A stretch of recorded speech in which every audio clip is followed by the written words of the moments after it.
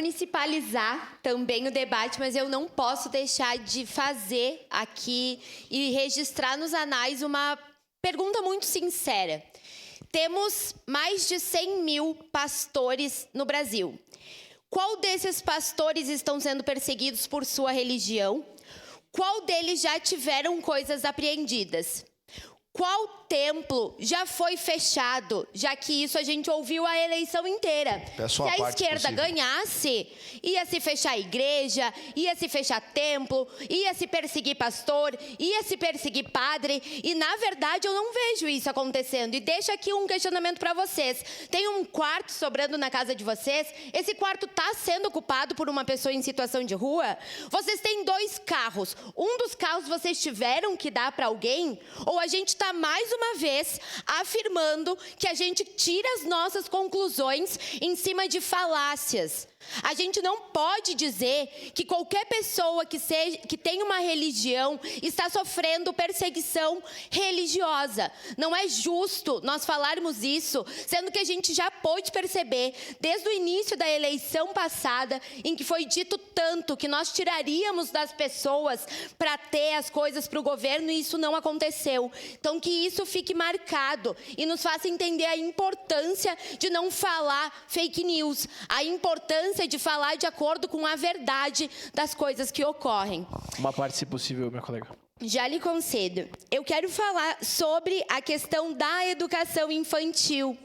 Nós temos a possibilidade e nós teremos a concretização da construção dessas 31 escolas de educação infantil, e isso será essencial para um melhor desenvolvimento da nossa sociedade. Eu nunca me canso de dizer, quando eu vou falar desse assunto da educação infantil, que é dentro desse espaço onde boa parte do cérebro de uma criança se desenvolve, inclusive para reverberar na sua vida adulta.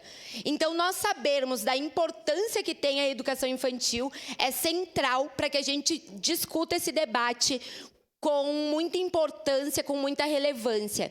Quero citar aqui, inicialmente, algo que foi trazido, que é relacionado aos profissionais da educação. Eu acho importantíssimo que as profs tenham, sim, formação e, principalmente, sejam valorizadas pelos trabalhos que fazem. Eu fui prof da educação infantil antes de entrar nessa casa.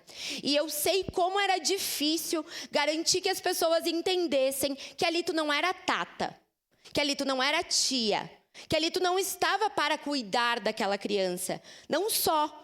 Tu estava para garantir um bom desenvolvimento cerebral e cognitivo daquela criança. Então, a importância, a relevância, o peso que uma professora e um professor de educação infantil tem é gigantesco. E é por isso que nós precisamos, cada vez mais, debater sobre isso na nossa sociedade, de dizer que eles não são educadores, que eles não são tatas, não são tias, são professoras que estão ali para ensinar e para aprender numa das fases mais importantes do desenvolvimento.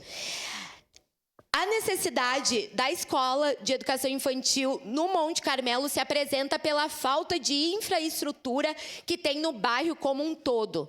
Um bairro que não tem muita farmácia, um bairro que não tem UBS, um bairro que tem uma precarização muito grande do transporte público pela qualidade das suas ruas.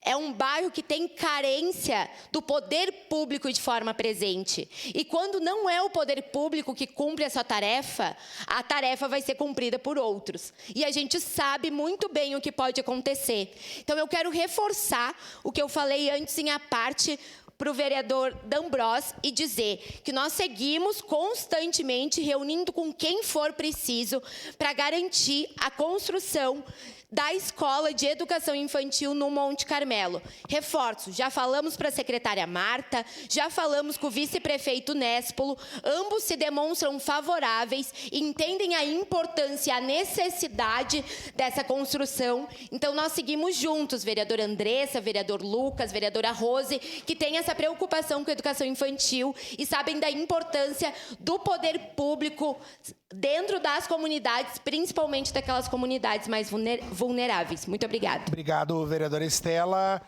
Com a palavra